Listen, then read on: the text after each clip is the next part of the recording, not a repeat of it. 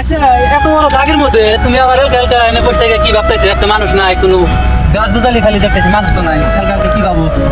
ভাবতাইছি যে 3 লাখ টাকা একটা কি ক্যাম্প বাইক নিবো আর 10 লাখ টাকা একটা দোকান দিব। বিয়া করে আসবা নাকি? দিয়ে ঘরে বসে কয়টা কথা আছে? ওইটা তো না এই বছর কামাই করবো। কামাই করার পরে হ্যাঁ এর মাসে তো মেলা হয়ে পড়েই থাকে, তাহলে আমার কাছে একটা পেতা হন কন দিন সলিমুদ্দিন চারটা কুরকা পাতো, চারটা কুরকা ডিম নিয়ে ডিম মাথায় করে নিয়ে বাজারে গেছে, বাজারে আবার মেলা আরাম হয়েছে। আর মনে মনে নিয়ে ডিম বেচবো, মেলায় যাই রে নাগরতলায় উঠবো, আবার ব্রেক ড্যান্স করে দেখো, ব্রেক ড্যান্স উঠবো, মেলা পুতুল টুতুল কিনবো, আর একটা মনে আশা।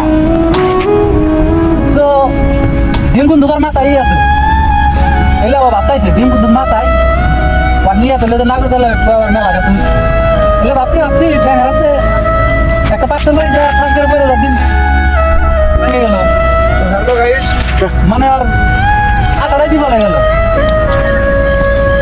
তাহলে আনের আনোই দশা হয়েছে, কামাই নাই, কাজ নাই, পয়সা নাই, আনের 3 লাখ টাকা বাইক নিব না, 7 লাখ টাকা দেয় তখন দেয় করে বসবেন, পেলে মানি কামাও, বাদে সব কিছু দেখা জায়গা